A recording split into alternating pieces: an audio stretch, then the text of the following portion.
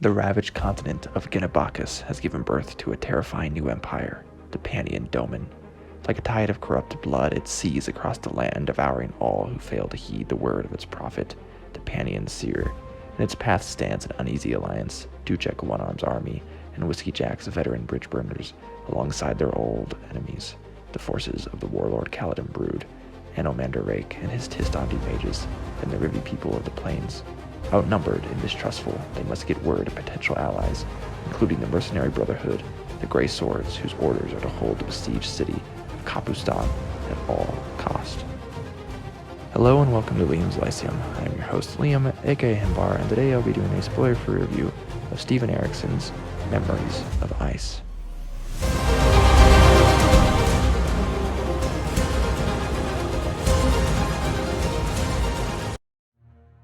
Memories of Ice is a 2001 or 2005, if you're in the US, novel by Steven Erikson. It's book 3 in Malazan, Book of the Fallen, and it is a fun one. I have previously done reviews for Gardens of the Moon, and my low-quality review for Dead House Gates is up. But anyways, at the start of this story, we have a prologue, which is set hundreds of thousands of years ago, and the Amas are hunting the last of the Jagged on a certain continent.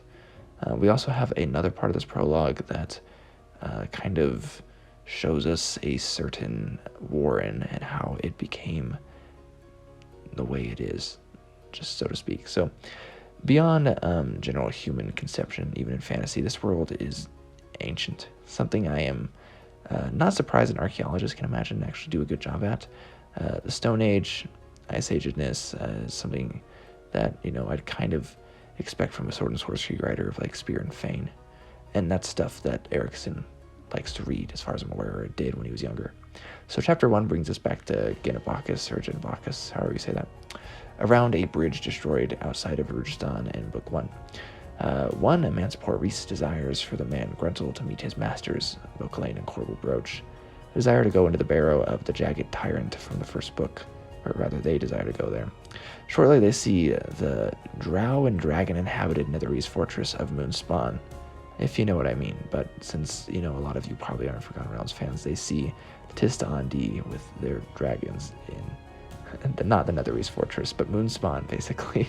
So, you have some returning characters too, of course, such as the Talon and Moss companion of Adjec Lorn Tool, who joins Lady Envy, the daughter of Draconis, and one character whose whereabouts were unknown by the end of Gardens of Moon, but it is revealed very early on that Tok the Younger still lives, and so it's not really a spoiler.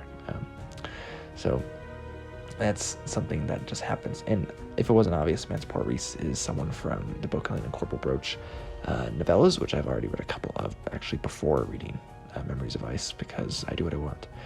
We have returning characters too, such as, we have Perrin as well, who is always getting more than he wants, right? And then we have Silver Fox, which is cool. We didn't see her a lot in Gardens of the Moon as Silver Fox, the child. It's kind of sort of Tattersail, who was a great character. So it's a very interesting dynamic we have going on there, especially with her identity. We have One-Arm's army. He joins forces with the Rivi, the Kaladin Brood, the Moranth, the Rujistan, and the Tistandi, and are facing off against the Panian Domain. This results in the meeting of many great powers, and by the end of part 1, we also get a glimpse at the wildness that is the Panian Domain.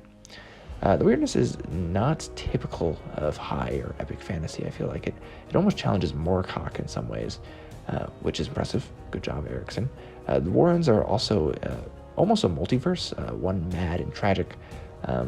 The Warrens and the Deck of Dragons, which is essentially tarot, still feel ancient while being moldable to shifting powers of the world, which I imagine we're only going to get more of based off what we learn how the House of Chains is here in the next book being titled House of Chains, which I have not yet read, though I read this book a few months ago, like 4 months ago as of recording this. I will be getting House of Chains very shortly. But Malazan is exactly, I feel like, what epic fantasy needs. So it's not in Tolkien's shadow, it's the right mix of pulp that is too often treated with disdain, but it's epic fantasy still. So it's very beautiful and mesmerizing in its story as well. Well, maybe it's a little long-winded, personally. I know a lot of people will not agree with me on that. It moves along well when compared to other epic fantasy series of similar size. It was fun to see the connection of certain events, from Deadhouse Gates, as well as the state of Duojak's host and its relation to the Malazan Empire. And it's a little boring in the middle. It's not as gripping as Deadhouse Gates, and it is longer. The ending was quite a rush, though. It's unexpected. Prepare to be surprised. And that's a good rule for Malazan, I think, anyways. And not just about events, but also characters not being as bad as you might think they are. Compassion is the name of the game here. And motherhood is also quite a good theme, I felt like, in this novel particularly. There's quite a lot here, actually, to explore. And there's a lot that happens, which is, again, something that epic fantasy has a problem with, not having a lot happen sometimes.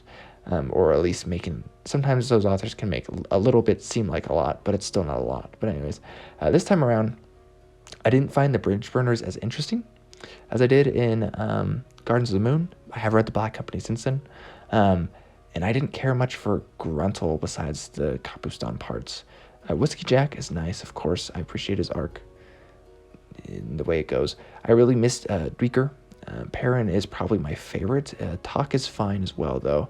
And then Kruppa was amazing, honestly. And Tool is, of course, a favorite. There's just a lot of great stuff here. In fact, I only could really complain about it just because I didn't find it as good as Deadhouse Gates, but that's just obviously my opinion as well. I know a lot of people like this one a lot. There's just so much here. We have this whole Penny and Seer, and this Talana Moss, and Talana and the Jagged storylines. There's just so much going on, and I feel like I'm barely into the series at this point. So here's also one thing, that I wish I could share here. There's some quotes I really like from this book, but since I'm not doing spoilers, I won't read them. But there's some really good stuff here. And I guess I could say this part, at least, of this quote. It says, "Soldiers are issued armor for their flesh and bones, but they must fashion their own for their souls, piece by piece." And that's a pretty good it's a decent descriptor of the whole novel, I feel like. So anyways, it's been Liam Liam's Lyceum. Let me know what you think, I guess, of Memories of Ice. Let me know if you read it. How'd I do? Thanks for watching.